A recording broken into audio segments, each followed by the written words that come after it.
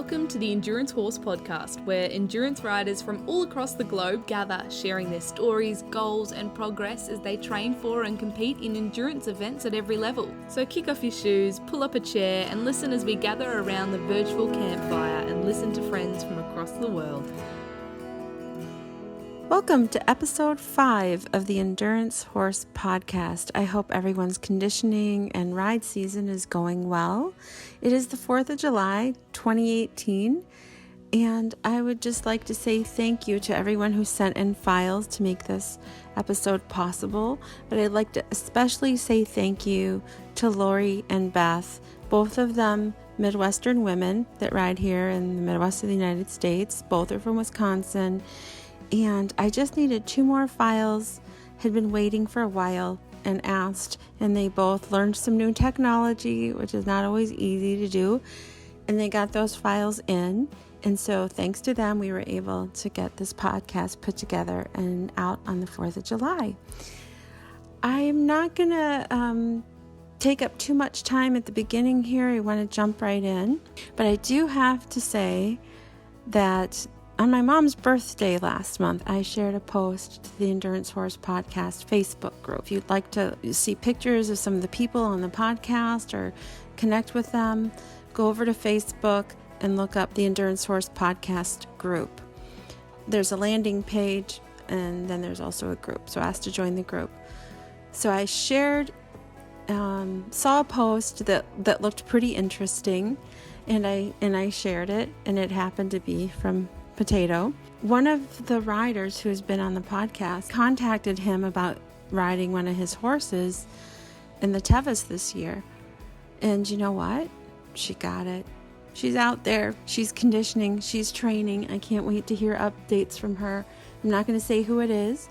I'm just going to, if you're on the Facebook group, you already know who it is, probably, but I'll just let you listen and find out who grabbed the ride on that horse. And she's going to do some recordings for us out there and send them in. And I'm so happy for her. And we get to live vicariously through the pictures that she's sending us. Another person that's been on the podcast, you know, she is flying over there and she's going to crew for her. And this is just awesome. So if any of you other riders are going to be out there, look each other up. The Facebook group's a good way to connect. 5 or more of you that are going to be out there, and you've heard each other on the podcast. How neat would that be to sit around a fire and share a cool drink and meet each other in person and, you know, take a selfie, send it to us. So without further ado, here is episode 5 of the Endurance Horse Podcast.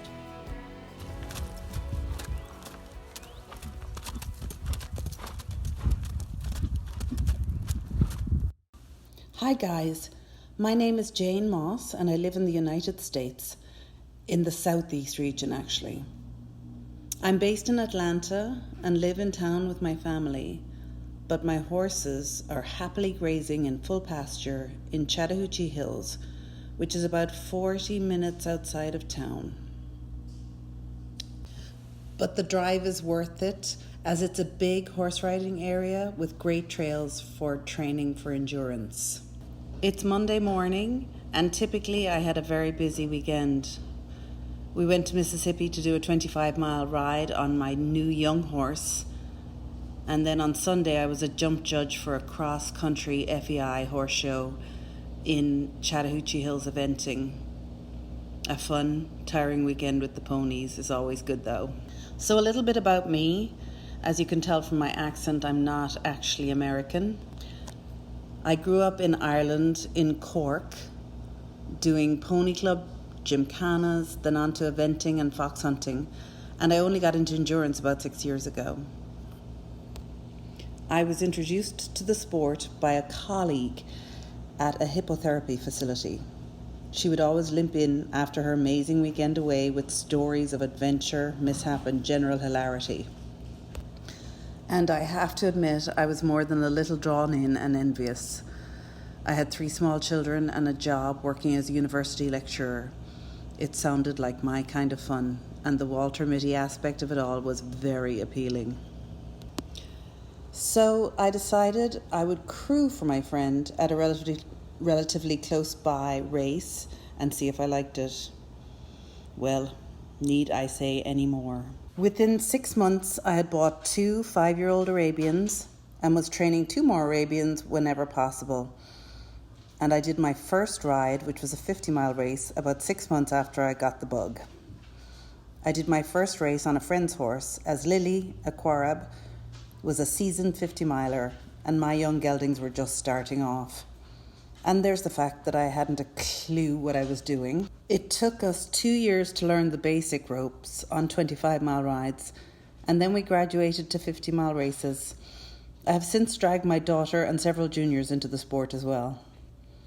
One of my horses is a very talented athlete, and he became my 100-mile horse a couple of years ago. The day of his first 100-mile race in May 16, I was approached by a fellow Irish rider at the Biltmore to know if I was interested in representing Ireland at the 2018 World Equestrian Games. I just laughed and asked her what she was smoking. 2 months later, I had a serious accident at another endurance ride and was life-flighted to a Charleston hospital in North Carolina with a brain injury, a punctured lung, and several broken ribs. So that was the end of that. While recuperating from my accident, I spent several months at an outpatient clinic and was incredibly blessed that Atlanta has one of the top spinal and brain injury centres in the world, the Shepherd Centre. One of my endurance students' parents is a quadriplegic from a horse riding accident and has been an outpatient there for many, many years. And it was through the grace of God that she got me into Shepherd almost immediately, despite the 6-week waiting list, because she was a personal friend of Miss Shepherd. Horse people are good people. At that point, I had quit my job teaching at the university and was beginning to get a little bit more serious about my endurance riding and training juniors in the sport. In the back of my mind, I remembered that Claudia had asked me about representing Ireland, and I decided to at least get my horses their Irish passports. Somewhere to start, right? FEI is very bureaucratic and there are an awful lot of forms to fill out, so it was a good exercise in executive function for my injured little frontal lobe. If nothing else, my plan was to try to qualify for WEG during 2017. Long story short, one horse didn't get through his 2-star after 2 attempts, but Streak of Fire, my 100-miler, did really well, and by the end of 2017, we had him qualified for WEG. Basically, 2018 has been all about wrapping him in cotton wool and at the same time keeping him fit and his head in the game. So we've done some regional rides in the lead up to the test event at Tryon in April. The Irish team rode together for the first loop, and it was a little faster than I normally ride, and we paid the price. Streak of Fire vetted through the first vet check, but then immediately when we got to the tents, he peed black, and we retired and brought him into treatment to get fluids as he was tying up. After many blood tests and lots of fluids, Streak of Fire is back on track. We learned a lot at the test event, how to manage stress. We learned what not to do and how to avoid as much stress as possible and how to be a little bit more organized. I'm in the process of making some subtle changes to his diet also, so we'll see where we go. We're back on track with training now, so wish us luck for the big dance in September. I'll keep you guys posted.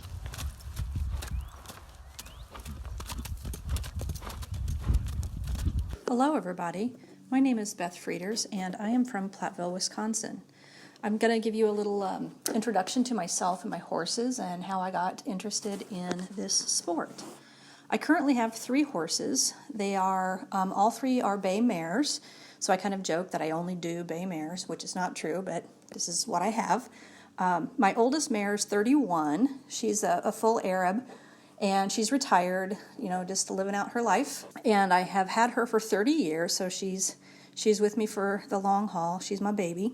And my second horse is actually her daughter, because my first horse, Mickey, my 31-year-old, when she was younger, she was a little bit horny and she jumped some fences and found herself in with the stallion on purpose. And the result is my second horse, whose name is Fanny. So Fanny is a half quarter horse, half Arab, and she's basically built like a rhinoceros. So you can just imagine that. Not really your endurance horse shape, but you make do with what you have. I'll talk a little bit more about her in endurance in a little bit. And my third horse is Bunny. She's 9 years old. She's 3/4 Arab and 1/4 Hackney horse. And she was actually a gift from my sister, who tried dressage with Bunny and kind of failed epically. So we thought maybe endurance was a better sport for this very energetic, crazy horse. I started with horses when I was a little kid. I was a year old when my parents got ponies, and taught myself how to ride basically at the age of 4 by getting up at the crack of dawn and going outside and pushing a horse over to the fence and crawling up and jumping on and riding bareback. And eventually a neighbor squealed on me and I got in trouble. So then I was actually given riding lessons and learned how to ride properly. But I've been involved with horses ever since I was basically 4, so for quite some time now. And I got involved in endurance in 2013, sort of a little bit by chance. I was boarding my horses at the time at a facility where an endurance ride was being held in Spring Green. It's called the Endless Valley Endurance Ride. Big plug for that one. And since I'm boarding there and I saw a flyer and I thought, well, why not? I just have to show up and get on my horse, right? How hard can this be? I ride the trails all the time. If I do a fun ride of 15 miles, how hard can 25 be? So I just showed up and got on my horse and rode 25 miles, and somehow we made it through. I had no idea what I was doing, but somehow we made it. And because I finished 25 miles, I thought, well, heck, how hard can 50 be? So the next month I entered into a 50-mile ride, and somehow we miraculously finished that. So that was my first season. And I stayed with it because I really fell in love with it. It gave me a goal. I love trail riding. My horse, Fanny, that I was riding at the time, she loves to trail ride. But this was a goal of, trying to complete rides on time and maybe get our time better or get our vet scores better. And I've stayed with it ever since. And so Fanny, she's my core ab that's built like a rhino. She loves the sport, but she is not really good at it, as you can imagine. Her heart rate comes down fast, but she tends to overheat a lot. And she is what they call an air fern. She looks at food and gains weight. So it's really hard to keep her in shape. But as I say, round is a shape. And she is proof that chunky girls can do this sport. But when 2 years ago, my sister gave me the opportunity to kind of borrow her Arab and Hackney cross, and I thought, why not? Let me give it a try. This horse is highly competitive, a super athlete, very competitive. We can fly through the trails. She pulses down. She doesn't overheat. She's just, my dream horse. And my goal, I did finish a 75-mile with her last year. My goal for this season was to move into hundreds with her. But unfortunately, Bunny has been lame since November, off and on. And then she got into a bar fight with a biker chick that kicked back and got injured. So she's basically off for the season, healing, and we're going to attempt to see if we can diagnose the cause of the lameness. So my goals for this year have changed markedly. So my goals are just to ride Fanny, my core ab, on LDs. I would like to get back into some 50s with her.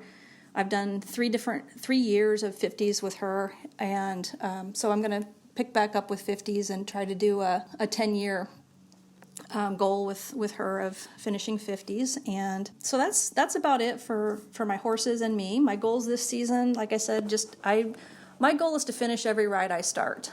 And in the last 5+ years of doing this, I have started, I think, 48 rides. AERC website's down right now, so I think it's 48 rides. I've finished all 48 of them, which is nothing compared to the old timers, but I think still that's my goal is always just to finish every ride I start. And My conditioning, I'm a terrible conditioner. I don't do much. My job prevents me from doing much in the spring, and so I just start up the season with a slow LD and finish it and consider that a conditioning ride and go from there. So this year, Fanny and I have actually done 4 LDs and finished all 4. So that's how things are going for me.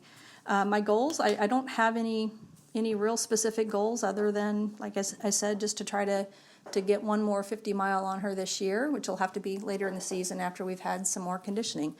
But I hope you've enjoyed listening to my brief story, and have a great day.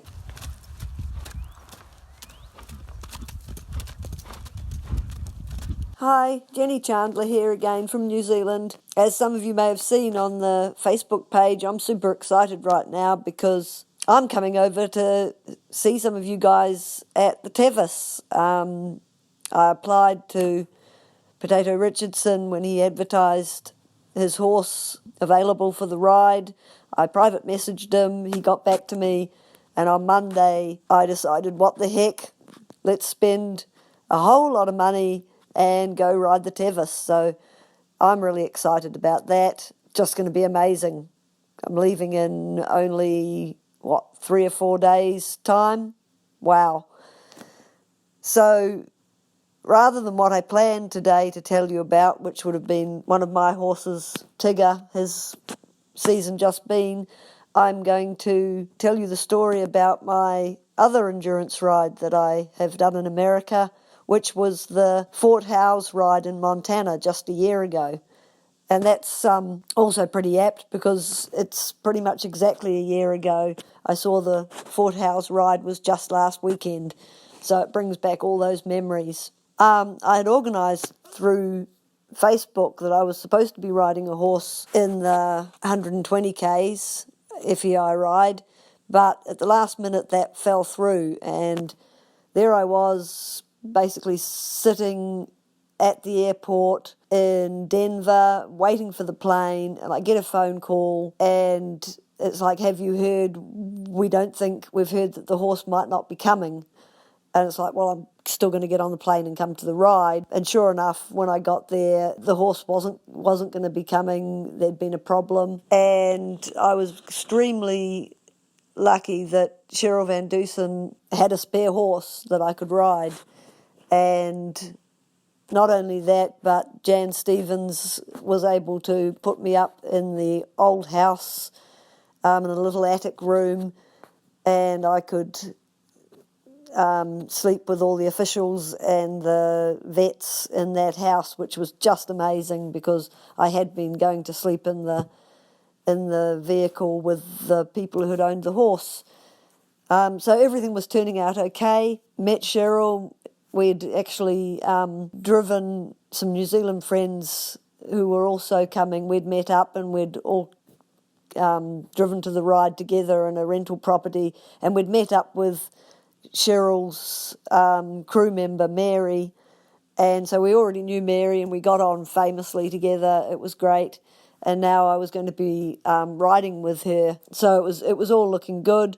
We went for a practice ride the day before, and I was supposed to be riding Regal. I was supposed to be riding in the 120 still, but more slowly because Regal wasn't all that fit. And as I was riding Regal, I was thinking, I don't think this horse feels quite right. And the others would watch trotting and they say, no, it looks okay. And I'm going, yeah, I'm not sure he feels right, but you don't know the horse, so you're not sure. And so once we'd finished our ride, we hopped off and did a trot up, and sure enough, he's lame. And I thought, oh no, I don't have a horse to ride. But Mary was so kind in that she gave up her ride on a horse that Cheryl had just got, Rusty, a little quarter horse Arab cross. And so I had a ride again. That was just so kind of Mary to give up her ride on Rusty and let me ride him in the 80 kilometre 1 star. So we pre-vetted Rusty, and he didn't do a very enthusiastic trot up, but we got through okay. And we did another trot up when we got back to the camp, and he's looking a bit dodgy, and it's like, oh no, could you believe it? So we got one of the vets, Tom, to have a look at him, and he gave us some advice on what to do Mary massaged him lots. Because he was new to the group, we gave him his own pen so he could rest, and lots of electrolytes, and he rested well. And yeah, in the morning of the ride, he was looking a lot better. So he wasn't looking sore anymore. So that was great. And we were all clear to start the ride. And because of the fact that he wasn't very fit, and because he'd had this little bit of a concern going, I did the first loop really slowly. And so I ended up riding the whole thing on my own. I'd wanted to take photos as I was going around. You can imagine I'm riding in a new country. It's really awesome scenery. And so I had my cell phone tucked down the side of my chap. Well, I went to get it out to take photos. Rusty wasn't having a bar of it. So every time I tried to get the phone out, he'd shoot forward. So I couldn't take any photos. I was a bit gutted about that. He was also a little bit funny about when you went to get back on if you didn't have a mounting block. And we had these electrolyte tubes in a satchel around my waist that I was to stop and give him partway around the ride. So I hopped off at a trough. He was a great drinker. He was having a good drink. Gave him his electrolyte pastes. I went to get back on, and he shot off. When I was halfway on, I nearly fell off, but I stayed on, so that's okay. Continued the rest of the loop. I think the first loop took us about 5 hours, but I wasn't too worried because you guys have the 12 hours for the 50 mile, so, and that's longer than we normally have here in New Zealand, so I wasn't too worried about that. That was okay. I don't know, some of you will have done the Fort House ride, and we sort of come close, and then you've got that last 2 miles round the big field, and the grass is really long, and there's a stream on your right as you go round in a loop back to base. And Mary had suggested, because he was not terribly good at doing his trot up for me, that I should possibly hop off and do a practice there just before getting back, so that I could give him a bit of a curry up if he didn't want to trot out for me.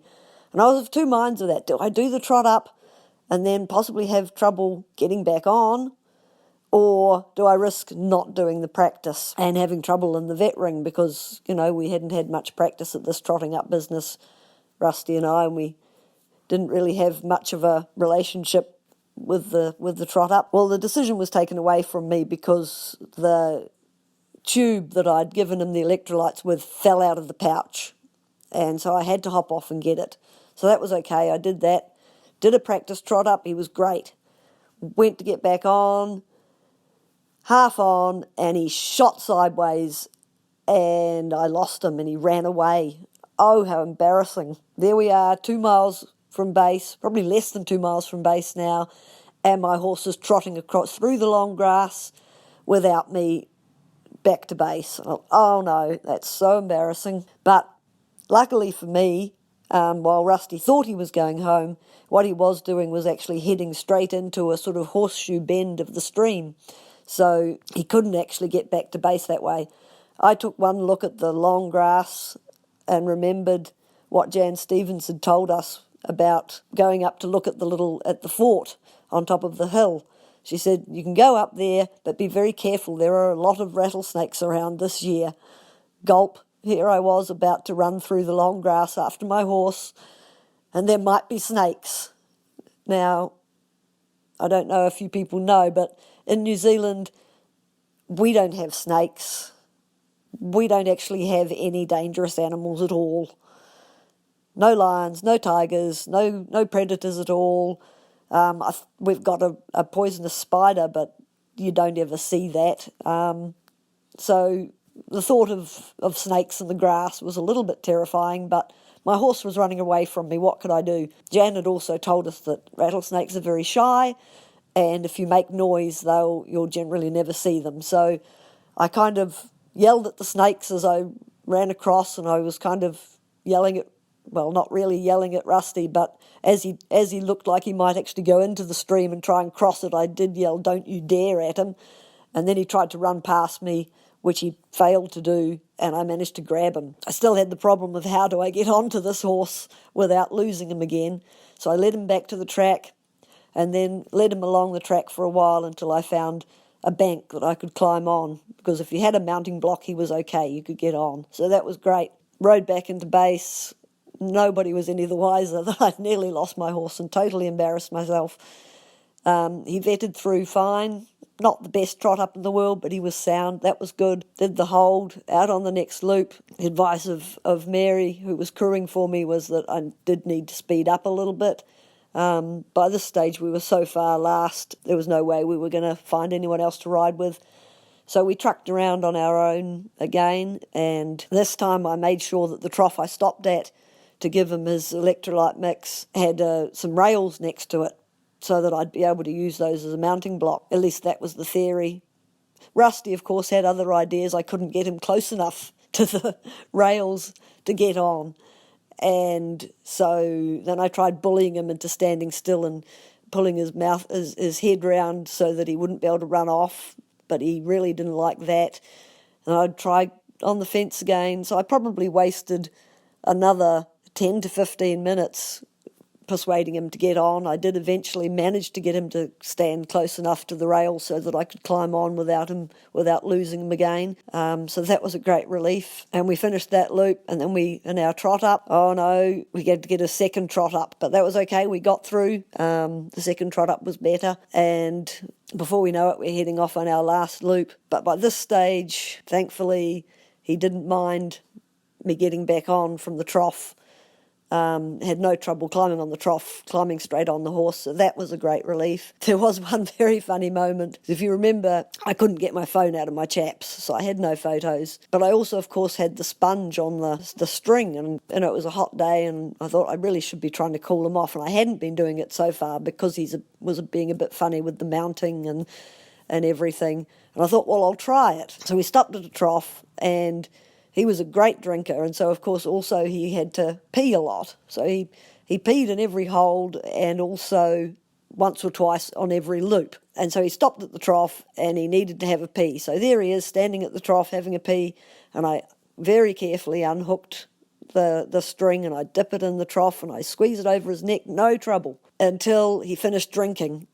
And I was just doing it once more, and he got a hell of a fright and nearly leapt out of his skin. And I'm like, you have got to be kidding. It's okay while you're having a pee, because you can't actually multitask enough to think about two things at once. And that was just so funny. And we completed the last loop, and he was just still trucking along at his steady trot.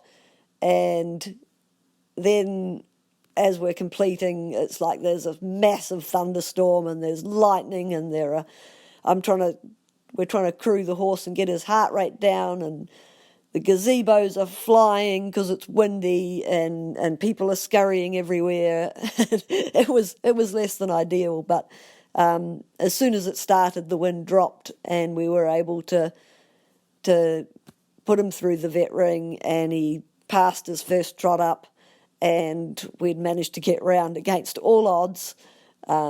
We'd completed the ride, and Mary was absolutely thrilled. I was thrilled. It was awesome. And we won a turtle prize, so that was really great. Just thank you so much to everyone who helped me at that ride. It was really awesome, and I'm really, really looking forward to coming over and riding in the States again and doing the iconic Tevis ride. See you all soon. Bye.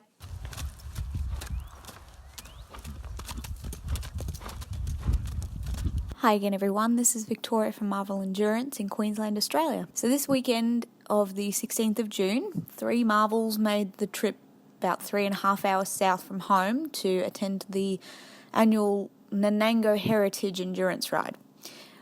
We've been attending this ride every year for the last 4 years, and it's one of our favourites.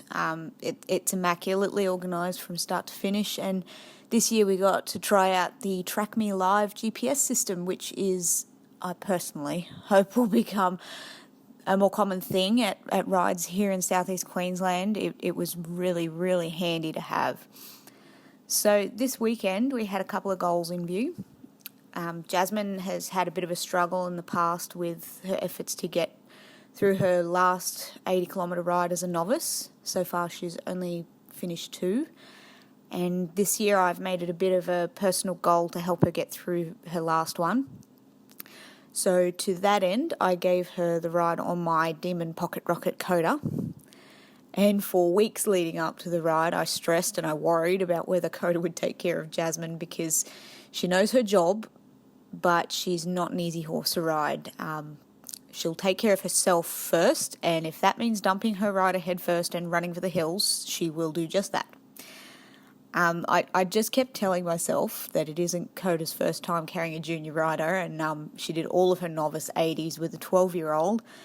And Jazz is a really capable and clever rider, so I just had to shut down all of these doubts and hope for the best. And we laid out very careful plans to keep Jazz safe on the ride, and some of that included like keeping Coda behind the horse in front of her because she doesn't spook if she's behind, and we put a snaffle on her instead of just using her bitless bridle, just so Jazz had a little extra control.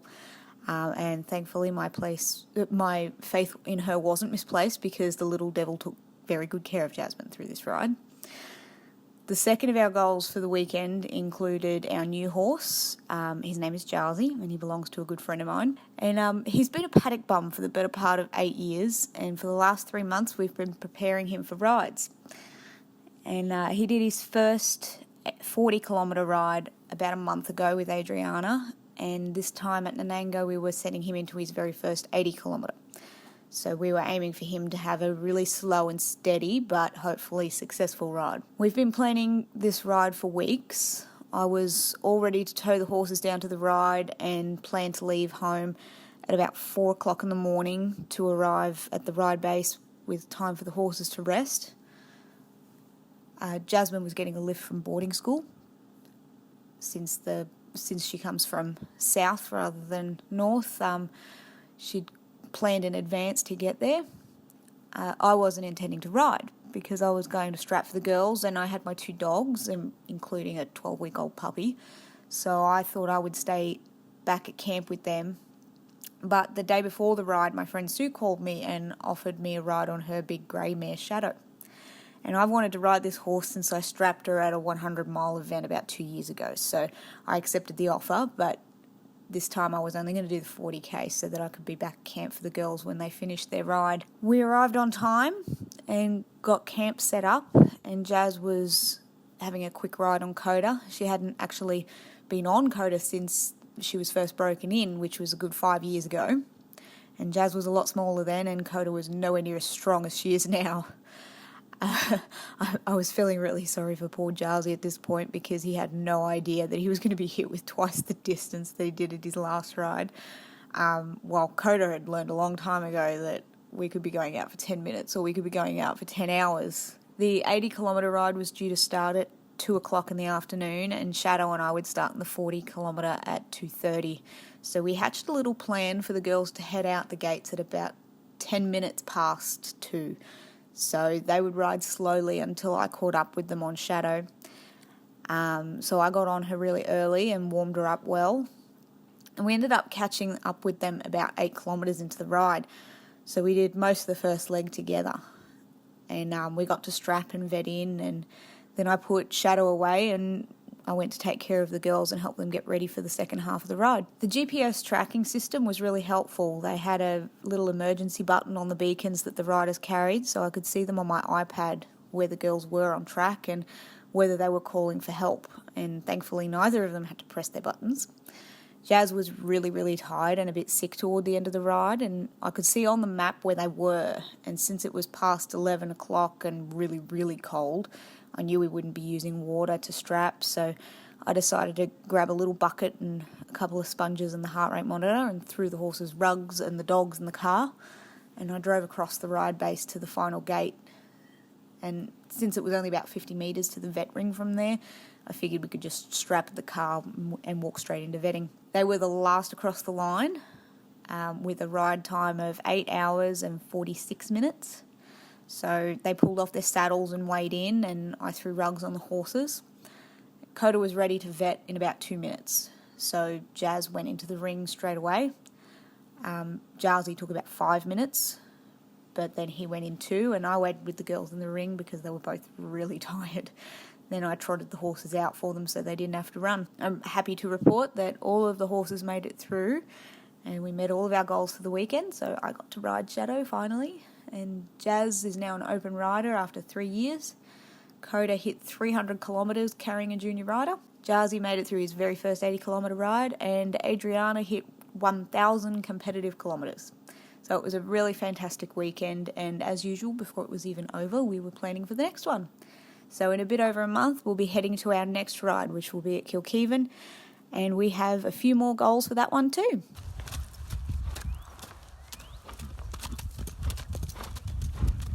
Hello, this is Melissa Coolidge. This will be my second submission to the Endurance Horse podcast. Today I was going to talk to you about the Biltmore trip that we talked about last time, the Endurance LD we did the following weekend, as well as our farm and our 6 horses. So to start out, we live on a small 15-acre farm. We have 6 horses. We have a Frisian Cross, a BLM Mustang, and 4 Arabians. Of the Arabians, we have a 17-year-old Egyptian Arabian who's kind of our matriarch and senior competitor horse. We have 2 younger horses, one which I took to Biltmore a month ago, and her name is JG Shortstuff. We also have a horse called V.A. Chasman, who is related to a lot of really successful endurance horses in the longer distances. And we also have Nova, a horse we bred last year, so he's a yearling this year. He's out of Chasman, and he's by Roxy Welling's very nice stallion Bolero. So that's kind of our farm. We're very blessed to have properties on the outside of our farm that we can do plenty of conditioning on, so I can condition most days without even getting in the trailer. So very fortunate to live with nearby some very nice neighbors that let us ride. So as far as Biltmore went, I talked about my brace and my ankle and my fears about how my ankle was going to do on the race. And I'm happy to say that my ankle went fine. The brace worked great. I didn't have any significant issues with it. So that was wonderful. I'm really glad we have a solution for that. I do think having a treeless saddle helped, because I think being closer to the horse is definitely helpful with an injury like this, because then you can ride with your whole leg as opposed to relying so much on your foot and ankle. So that was a major positive. Unfortunately, I think we had our very first pull with Shortstuff and I. She was pulled at 80 miles. We believe it was maybe related to the grass that was there. We had come in from out of state and our horses had not seen grass until we got there. So we're not totally sure, but she had a muscle cramp at the end of 80 miles, and so we were pulled. So I was pretty sad about that, but very happy that my ankle did survive the ride. So one thing I would say is that the Southeast has a blood analyzer, so we were able to check her blood and understand what went wrong and hopefully how to prevent it in the future. So I think that's a really great tool that Southeast has at their larger rides. So I encourage everyone to use it if you get pulled for any kind of cramping. Following weekend, we went to Glacier Trails, which is a local ride in Palmyra, Wisconsin. It's about an hour and 40 minutes from our house.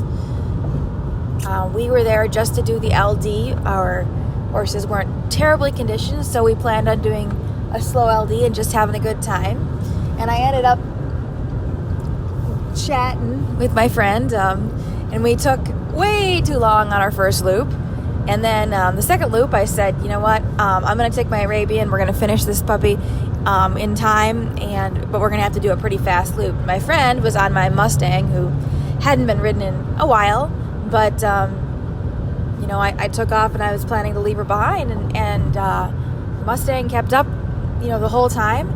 And I was just shocked to find that he was able to pulse down as fast as my Arab horse. So I guess I have now discovered that I have another endurance horse that I didn't know about. And I'm very happy to say that I think Zero is going to be a great endurance horse now for friends and family to be able to ride and come to events.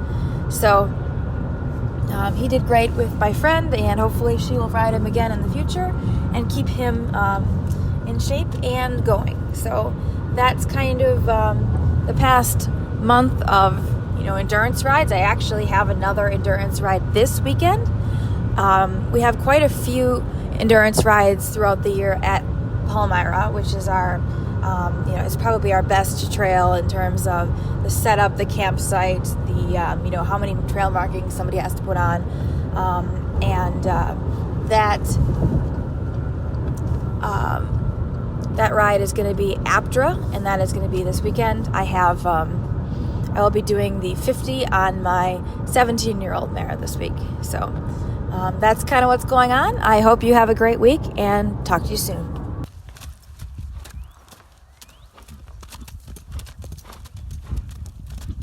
Hi everyone, it's Beck Radney here from Australia. Australia is seeing a resurgence in CEI competition. Western Australia recently hosted its first CEI competition in 5 years. This took place on the 5th of May 2018 and encouraged riders new to FEI to participate. The ride was named the Acheron Challenge, in memory of West Coast Acheron, the outstanding stallion from West Coast Arabian stud. Acheron represented Australia twice, once in 2010 at the World Equestrian Games held in Kentucky, and again in 2012 at the World Endurance Championships held in Euston Park. Acheron sadly passed away from stomach cancer in 2016. However, his legacy lives on in his excellent progeny. One such foal is West Coast Kia, whom I had the privilege of riding in the One Star. Kia is Acheron's daughter and is owned by West Coast Arabians. Kia and I competed alongside 8 other CEI competitors, ranging from first-time FEI riders to international athletes. The ride took place in Collie, the venue for the 2020 Tom Quilty. The ride comprised of windy, sandy, foresty tracks and gravel sections, making for a technical ride. Kia and I placed second after a tight gallop finish where my mum just pipped me to the post. My dad, whom is Acheron's true rider, placed third, a few seconds behind us. Western Australia looks forward to hosting a 2-star in the near future.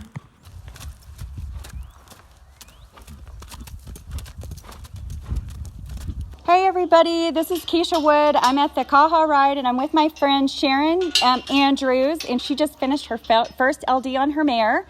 And so I want her to tell us all about her mare and her endurance experience in this first ride.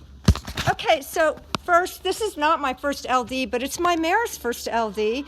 And I bought her when she was 4.5. She turned 6 on Cinco de Mayo. We had a big celebration. And today was her first limited distance ride here at the Kaha. I spent 1.5 years conditioning her.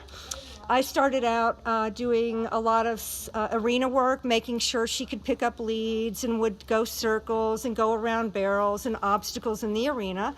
And then I slowly moved out to the trails. I live close to the Bosque, which is a wooded area in Albuquerque right along the Rio Grande, and all the people ride their horses down there. So I would ride down there, and one of the things I did for conditioning was to get down to the Bosque, there's these big arroyos, which are, for those of you that are not from New Mexico or Arizona, they're big sand ditches where all the water runs off. So I spent 6 months walking her up and down arroyos to build up her legs. We didn't trot or do anything, all we did was walk. And then I rode on the trail in the Bosque, and she got used to people and bicycles and all the trail stuff. And then I started conditioning her with all my wonderful endurance friends who have helped me and mentored me along the way. Marianne Maynard is one of them. Chris Hoden is another mentor that helped me out a lot. And Cressy Drummond has provided me with a lot of advice as well. But anyway, we've just spent the last 1.5 years on the trail, going under bridges, crossing highways. We ride with a bunch of dirt bikes in our area. The ATVers are all by my house, and they're zooming by on the arroyo, and we just are out there riding with them. And the one thing I have to say is my mare's from Welcome. Can I do this? Yeah. My mare's from Welcome Arabians. Yeah. And I just wanted to let you guys know that in my personal experience, I've never had a better-minded horse. This mare has very little spook in her. She's curious. She's brave. And I love her to death. I'm just so excited. Keisha can tell you I came up crying after I passed the vet check. I'm so proud of my girl. And anyway, so she has just been brought along really slow. I didn't overdo it with her. I didn't even go into the mountains I started mountain riding her at about when she turned 5. And then I started going up in the mountains and doing a lot of climbing. So we did a lot of flat training, we did a lot of mountain training, and we did a lot of sand work in the arroyos by my house. So she's fully prepared. She looks amazing. She's awesome, isn't she? I'm so proud of her. So what did you think of this ride for a first LD for anybody? For their horse, not your first LD, but for their horse. For a horse. What do you think? I really think this is a good first LD ride. Now, I will say it is rocky. You do need hoof protection. Mm-hmm. And even some people with shoes, I think we're going to put pads on, or we're using hoof armor and products like that. Mm-hmm. I put pads on. Yeah, see, there's a lot of lava rocks out here. Mm-hmm. So that's the only thing, but you have plenty of places where you can trot and canter. You have climbs. There are some rocky spots, but that's okay. You just slow down for them, and that gives your horse a break. And we had perfect weather this year. We did. It's overcast. It's probably in the 80s, but overcast, so it feels like it's in the 70s to me, don't you think? Yeah, and it was really big. I think they said, 22 people in the limited distance? Yeah, this was big for them. And over 20 in the 50, and they had quite a few fun riders. What about the vet check? Is this her first time going through a vet check? This was her first time going through vet checks and her first time trotting out for people.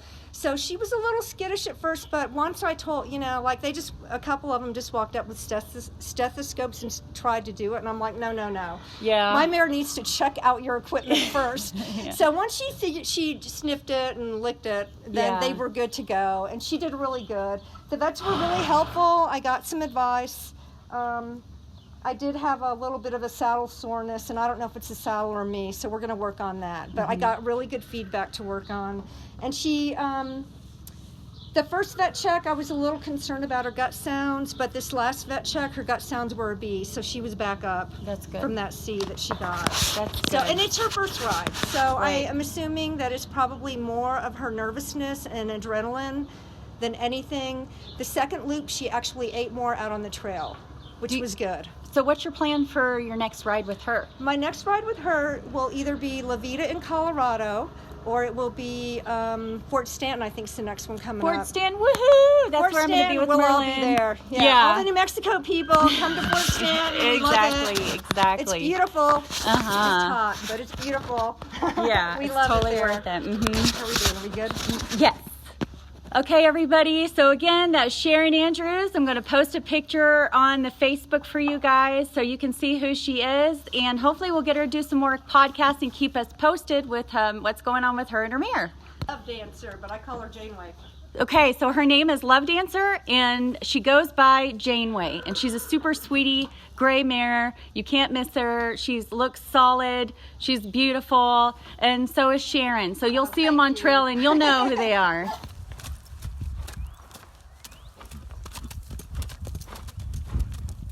Hey everybody, it's Keisha Wood. I'm calling to give you an update on the Caja ride in Santa Fe this weekend and how Merlin and I did.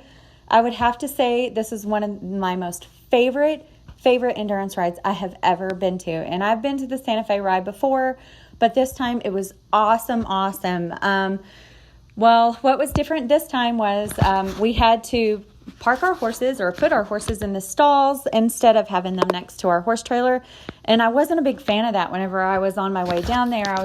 One of my most favorite things about endurance rides are you get to hear your horses out there crunching on their hay, and you get to look out your horse trailer window and see them laying down, and you get to go out there in the middle of the night, and just to give them a little hug or a little pet and make sure everything's good. And we didn't get the chance to do that, but what it did do is because everybody had all of their horses together in the same area with stalls all together, it made people socialize.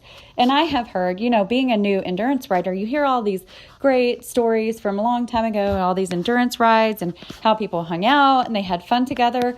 Well, I have just a few people that I know, and usually everybody goes back to their trailer, and it seems like, you just hide out, you go back, you take care of your animal, then you go back and you hide out. And I didn't see that, but at the Santa Fe ride, it was completely different. It was one of the funnest, because even though we all had different goals, we all took our chairs, our folding chairs, we all sat together with our horses, and people mingled and people caught up together. And it was like a big giant family reunion. I've met people, got to talk to people that I've only seen and I've never got to actually talk to before, but followed them on Facebook, like Christoph Schork. I think he's the coolest guy ever. I always watch him coming in first and with all his amazing horses. And when he shows up with his really cool trailer, he's like a celebrity to us new folks, and but this time I got to visit with him and see his cute little dogs, and it was just way cool. And then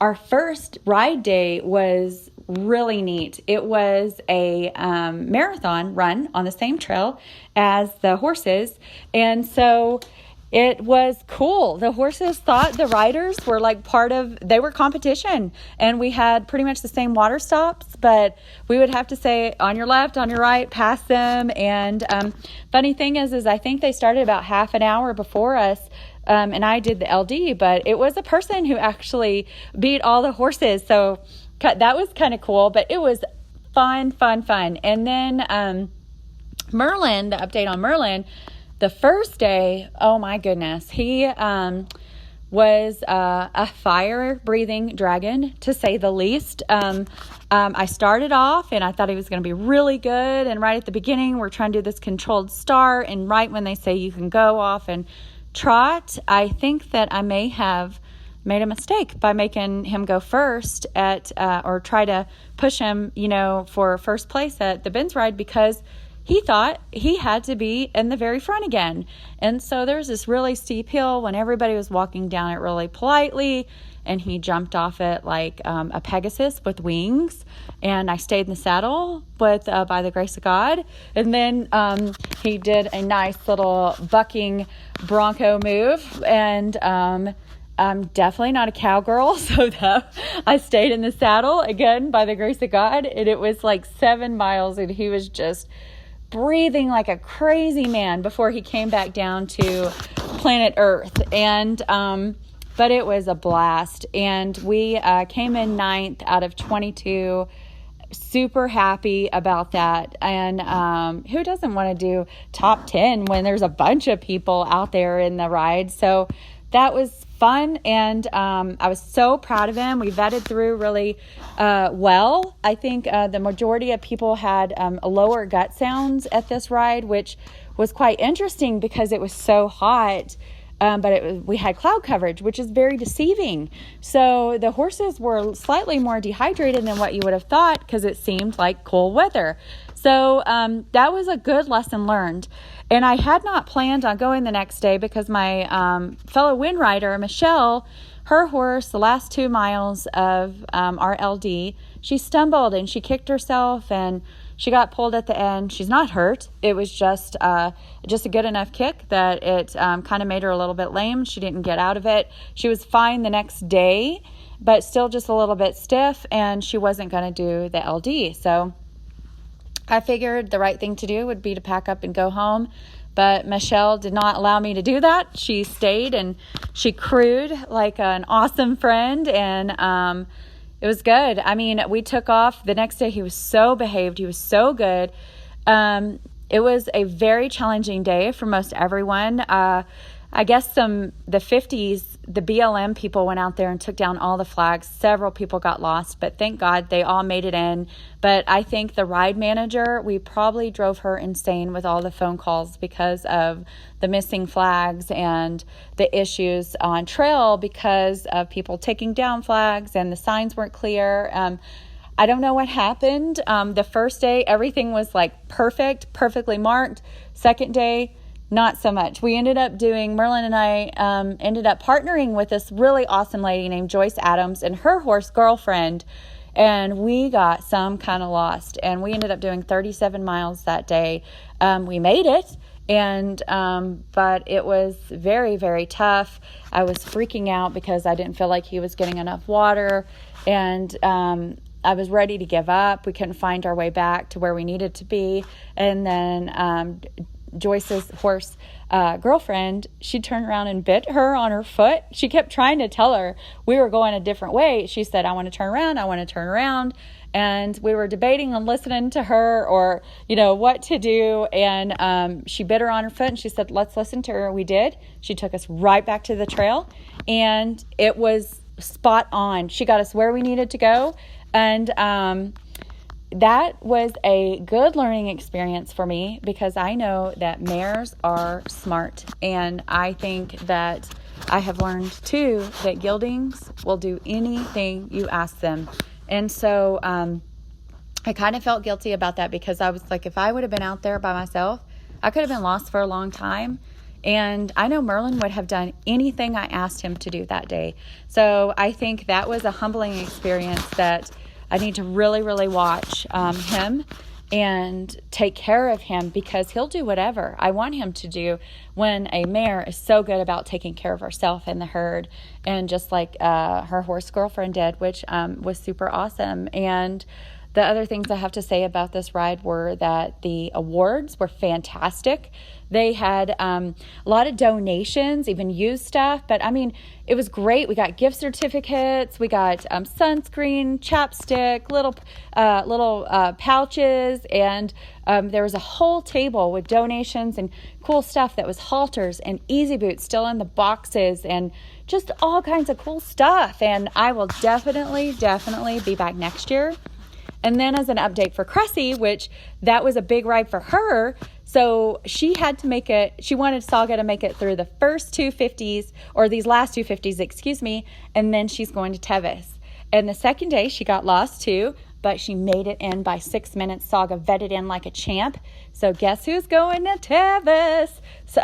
Cressy and Saga, and then all the Wind Riders are definitely going to go crew for her. It's going to be a great trip. I can't wait to tell you guys all about it. But it's good. I got Merlin home. He come in and slinging his head, showing everybody who's boss, reminding Kassan he is the one who runs the show. And Kassan was showing him doing his little baby mouth just like normal, like, please don't hurt me, I'm a baby. And so it was fun. It was a good trip. I'm glad to be home. But I wanted to update you all. It was fun. Got to hang out with so many great friends. From Colorado and Arizona and Texas and Kansas. It was just a blast for everybody to be able to hang out and put their chairs together and chat. And I think we should totally do that at every endurance ride.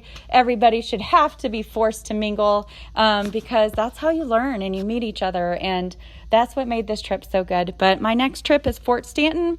My plan is to do 3 LDs in a row, even though the vet told me I could move him up to 50s.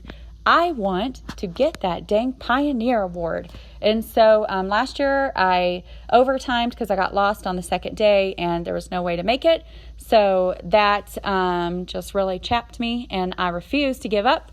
I'm going to go back and try to conquer that and do 3 days of LDs. I know he's healthy. He could do it. And I'm going to do that and we'll go back to 50s if all goes well.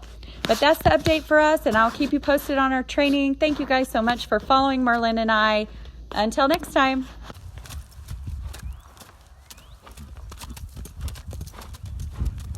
Hi, my name is Lori Henschel, and I'm from Clintonville, Wisconsin, which is about 45 minutes west of Green Bay. And I have been an endurance rider since we completed and got hooked after our first LD in the fall of 2012.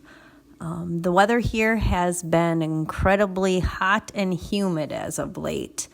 I try not to complain too much about the weather in Wisconsin because it just is what it is and you have to deal with it. And it can be quite miserable at times. It was about 2 months ago, we had 30 inches of snow in just over 24 hours. And sometimes the weather can be 20 below. So I choose to complain about that and not about the heat and humidity. So as you can imagine, Wisconsin weather does raise quite a bit of havoc with conditioning rides and actual races. But for me, it also throws a wrench into my work life. I am also a dairy and crop farmer as an occupation, and the weather is a big reason why we've only been to 2 rides so far this year. It's been tough getting to rides and having time to condition horses, and plus it's been tough getting crops planted and in the ground. But I do have 3 horses. My horse Bravo, who I started endurance riding with, and just about any other horse thing that I decided to try as an adult. He's a Tennessee Walker, and I got him at 4 months old. I saw a picture of him on the internet, and he was exactly what I wanted. I was drawn or looking for Tennessee Walkers because of their smoothness. I have a bad knee, back, ankle, and having a gaited horse seemed to be the answer to longevity in the saddle for me. By having a gaited horse and starting endurance, you learn so much. You learn about this with any horse, but you learn about calcium and electrolytes, and it requires more conditioning. And with a gaited horse, I feel your margin of error is smaller. But we've also done very well. Bravo has gotten several BCs, and he does well. He pulses down well. He loves the sport. So other things that I've tried with Bravo, I also tried keeping him a stallion until he was 4. I thought that was a good idea. That led to my second horse that I share with my daughter, because her horse Shasta Daisy and Bravo had Oopsa Daisy, who was born in October of 2008. But Oops is a wonderful accident. She is incredibly smooth, and she's my old lady Sunday LD big old smooth Cadillac pony. Not only super smooth, but she's got that great people-loving personality that Tennessee Walkers are known for. But then I got my competitive side going. You get started in this, and you also have this competitive side within myself. I wanted to ride actual endurance distances, and that led me to search for a third horse, an Arabian. Not that Tennessee Walkers can't do this, just not the 2 that I have. So I do have a decade team goal with Bravo, but for him to do more than just a couple 50s a year is just too much for the way that he's put together. Oopsa, she's super sweet and put together well, but she is lazy. When she decides to quit, she just stops. I used to try to pony her off of Bravo, and I quit doing that for conditioning rides, and I quit doing that because she just stops. But I do now use her to pony from. So in my search then for an Arabian, I somehow was tricked into buying 2. But that is a story for another podcast. But being tricked, that ended up okay. I wouldn't have Batanya, a.k.a. Yaya, if I hadn't been tricked. I got Ya about 3 years ago. We just connected right from the start, and she absolutely loves to go down the trail. I mean, every time I go and get her and give her the bridle, she literally shoves her nose in the bridle. She's competitive and sensible, and we just get along really, really well. And to me, that's so important. You spend so much time with these horses. You want to enjoy the person, or the horse, I guess, that you're going down the trail with. And that overrides several of the facts of why she wasn't my first choice of the 2 that I had bought. She is somewhat finer boned. She has a rough, slow trot. Her walk is incredibly slow. I mean, I don't know who would want to walk that slow, unless you're maybe doing Western pleasure. I don't know. But those are things that we are working on, as well as saddle fit issues. Who doesn't have those, right? The ongoing saddle issue. But we have this incredible relationship, and that to me is what it's all about. This last race that we did, to me, was the best that we've done so far. She was a partner from start to finish. I mean, we didn't have the wigginess at the front where, she's just all like, you're on this horse, but you don't know if the horse is with you kind of thing. it was super nice to have that from start to finish.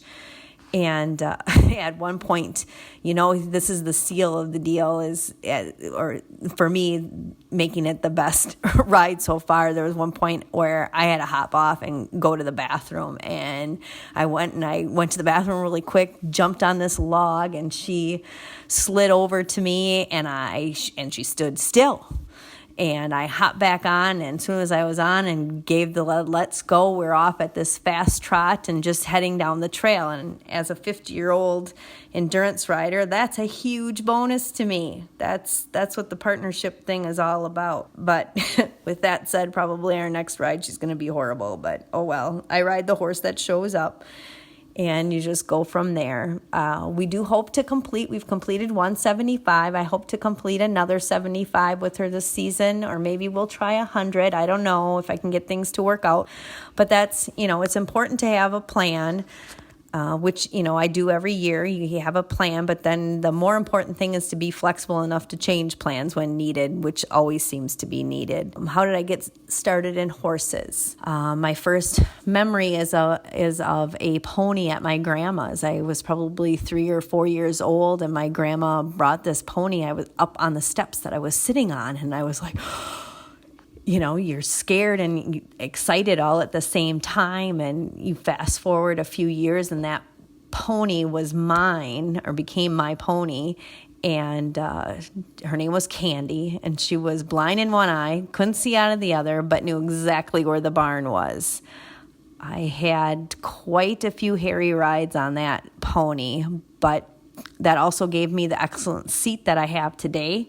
I mean, who isn't? You can almost pick out who isn't a better rider for having had a naughty, naughty pony as a kid, right? I got started in endurance riding as an adult after the kids are gone off to college, and I had a barefoot trimmer who had talked about endurance riding. She had endurance ride. She had an Arabian.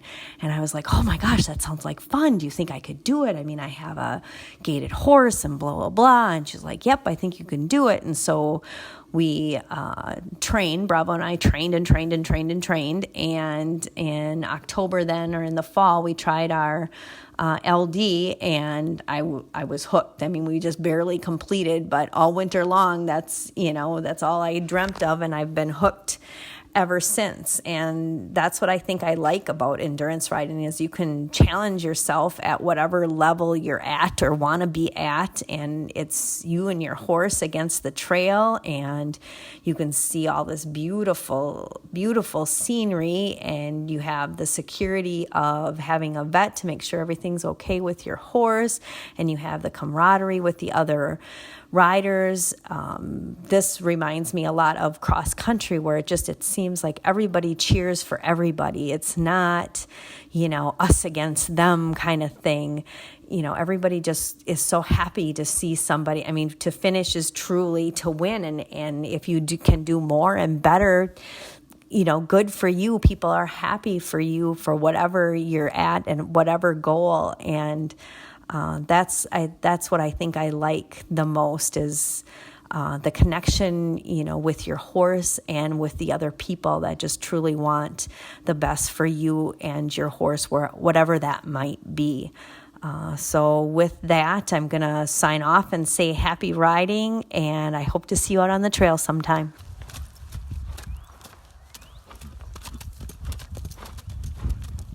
Hi, Daryl from New Zealand again. Just listened to episode 4, loving hearing everyone's stories, and I could just see my good friend Jenny Chandler sitting on her roof recording her story. As Jenny mentioned, she is a bit competitive, and that reminded me of my first 100-kilometre ride, so I thought I'd share that story with you all. I had been asked by one of our older riders, Jenny Hearn, if I would like to do a 100-kilometre ride at our North Island Champs on her horse that year. His registered name is Al Dahab Acadian, which is why he was usually called Dan by all and sundry. Nobody could pronounce it properly. It's a bit scary on paper, especially when it came to prize-giving ceremonies. Anyway, Jenny Hearn wanted Dan to do another 100-kilometre ride, but didn't feel able to do it herself, so she asked me to ride him for her. The course that year is remembered for one particular big hill. We climbed it on every loop of that ride. The first time we went up it, it was dark, and it was the first time. The second time, Dan remembered it and said, not doing it. The first time we powered on up, no problem. The second time, he just went dog. I virtually carried him up. I got off and pulled him from in front. That didn't work, so I tried pushing. Well, we all know how much effect that had. I picked up each front foot in turn and moved it forward all the way up this hill, one at a time. I swear at the time it felt like walking up out of the Grand Canyon. Each corner looked like it was the top, and then you got there and it turned out there was another bit, and then another. It was either the second or third loop when we saw Jenny Chandler and her partner in crime, Lace and Fineness. In podcast episode 4, Jenny said that she can be a bit competitive. I think it's a bit of a toss-up over who's more competitive, her or her horse Lace.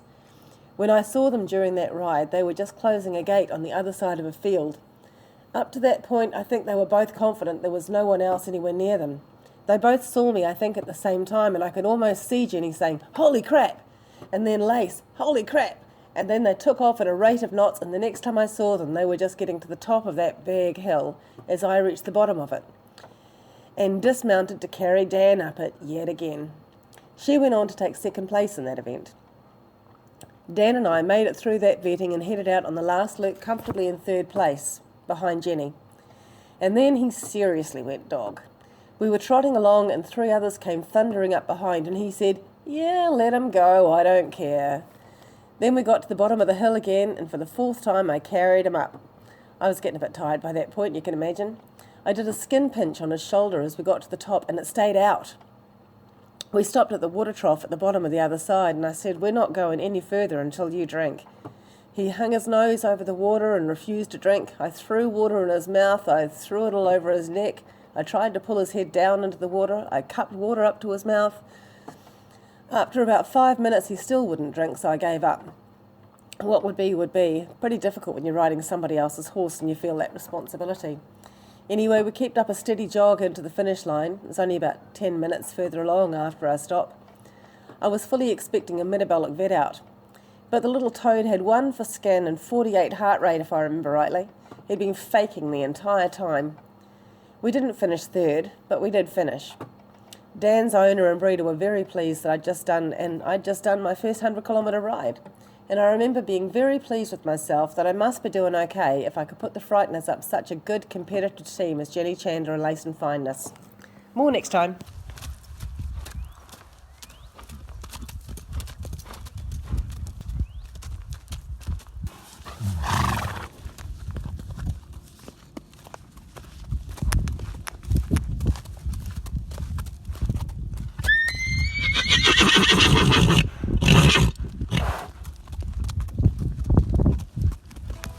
Hey, Jim. Hello. So how's your summer going so far?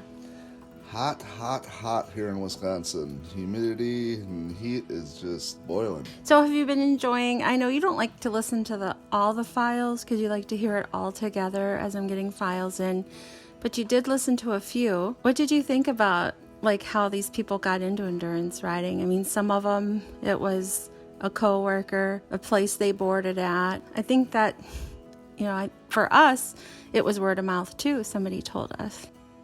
Over the top interesting, how these people get into the endurance, how they, team together, how, you hear it from somebody who heard it from somebody, and then, I want to try this, and then bam, you're hooked, and the people that are, out west right now getting ready for the Tevis and things like that, and it's just, these stories are just over the top interesting. Keep them coming.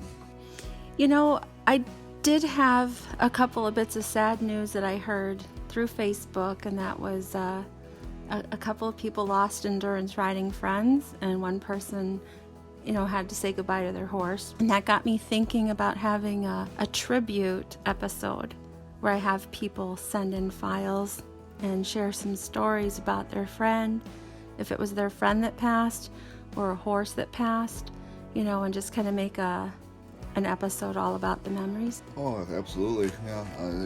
It's going to be something that'll be out there forever then, it'll be like a movie in words, and it'll never go away.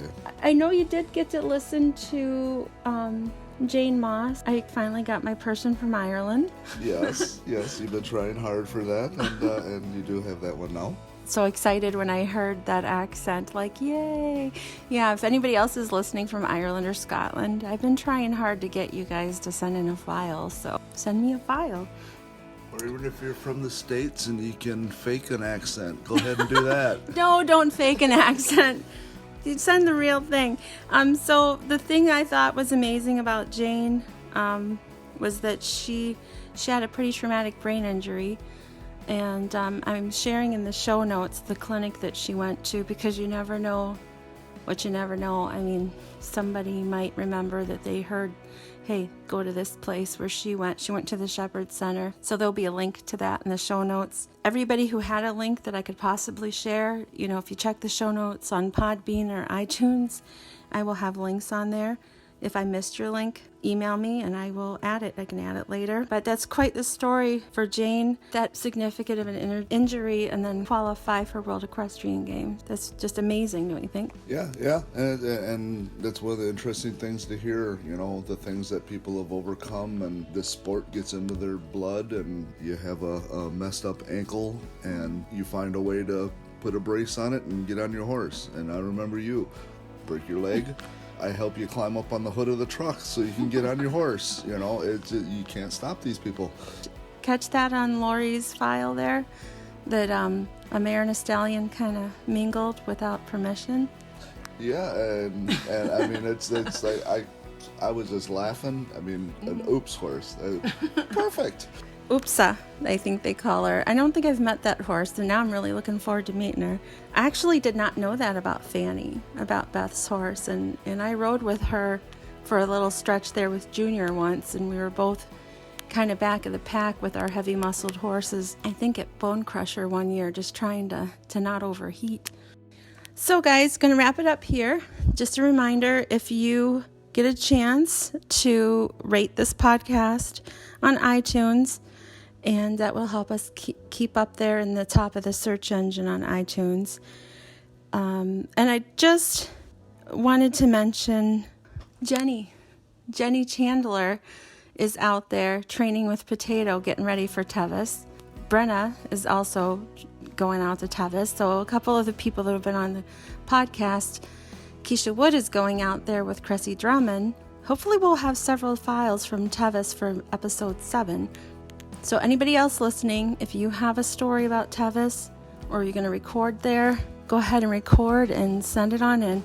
And also, if share the podcast with your friends, and get people to send files in. The more the merrier. Happy 4th of July, y'all. We have a parade to catch. Bye. We enjoyed having you along for the ride.